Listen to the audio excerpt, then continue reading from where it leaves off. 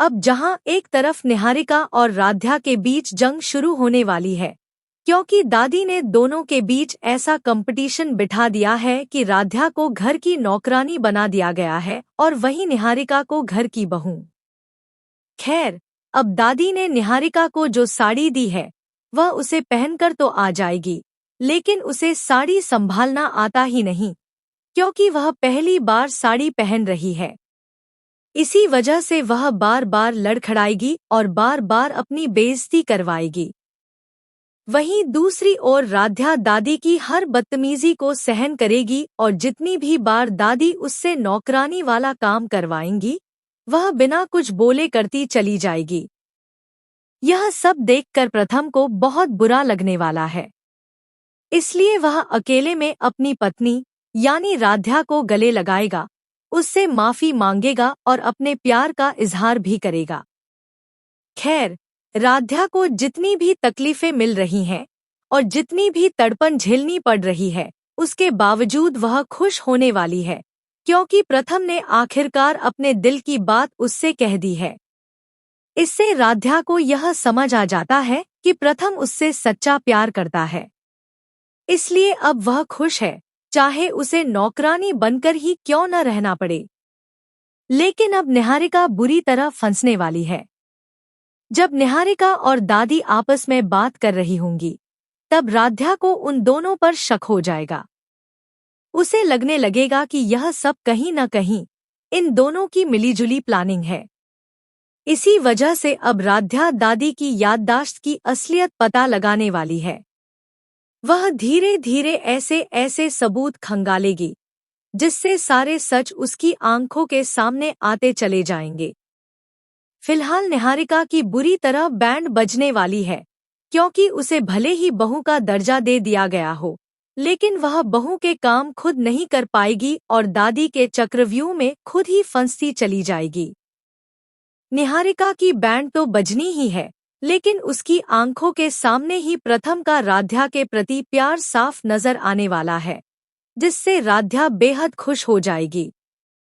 Finally अब राध्या और निहारिका के बीच की जंग बहुत जल्द खत्म होने वाली है और बहुत जल्द राध्या की जीत होने वाली है। अब सवाल यह है कि क्या दादी अपना गुनाह सबके सामने कबूल करेंगी और बताएंगी कि वह यह सब सिर्फ इसलिए कर रही थी ताकि राध्या को इस घर से भगा सकें और निहारिका को इस घर की बहू बना सकें? क्या यह सब सिर्फ एक नाटक था? खैर, दादी पकड़ी तो जाने ही वाली है, लेकिन अब देखना यह है कि वह कबूल करेंगी या नहीं। इसी बीच घर के माहौल में अचानक ऐसा मोड़ आ जाता है जहां दादी राध्या को अपमानित करने का एक नया तरीका निकाल लेती है। राध्या के हाथ में एक साधारण फीकी कॉटन साड़ी थमा दी जाती है, जो आमतौर पर घर के काम करने वालों के लिए रखी जाती है। वहीं दूसरी ओर निहारिका को मिलती है चटक लाल और रंगीन साड़ी। दादी ताना मारते हुए कहती है कि तुम तो इस घर की नई बहू हो, तुम्हें हमेशा सजी धजी ही दिखना चाहिए।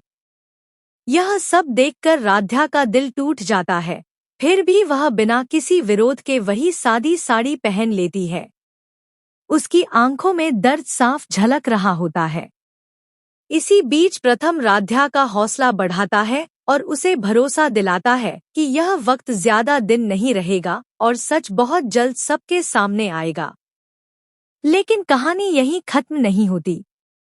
जब राध्या नीचे काम करने जाती है, तभी रास्ते में निहारिका जानबूझकर उससे टकरा जाती है और तंज कसते हुए कहती है कि कहाँ गया राध्या तुम्हारा घमंड, कहाँ है अब वो भरोसा, वो पहचान और वो हक। निहारिका राध्या को नीचा दिखाने की पूरी कोशिश करती है, लेकिन इस बार राध्या चुप नहीं रहती। वह पूरी मजबूती से जवाब देती है कि अभी जीत का जश्न मत मनाओ। नकली और असली में फर्क वक्त जरूर दिखाता है। आज हालात तुम्हारे साथ हैं, लेकिन सच हमेशा के लिए दबता नहीं। राध्या आगे कहती है कि आज अगर मैं इस घर में काम कर रही हूँ तो इसमें कोई शर्म नहीं है। मैं पहले भी इस घर के लिए सब कुछ करती थी और आज भी कर रही हूँ। कपड़े बदलने से इंसान की पहचान नहीं बदलती। अब कहानी में आता है सबसे बड़ा ट्विस्ट। दादी और निहारिका यह मान लेती हैं कि घर में कोई उनकी बात नहीं सुन रहा, लेकिन उनकी यही साजिश अनजाने में उस शख्स तक पहुंच जाती है जिसकी याददाश्त कभी रहती है और कभी चली जाती है। यही किरदार आगे चलकर पूरे परिवार के सामने सच्चाई उजागर करने वाला है।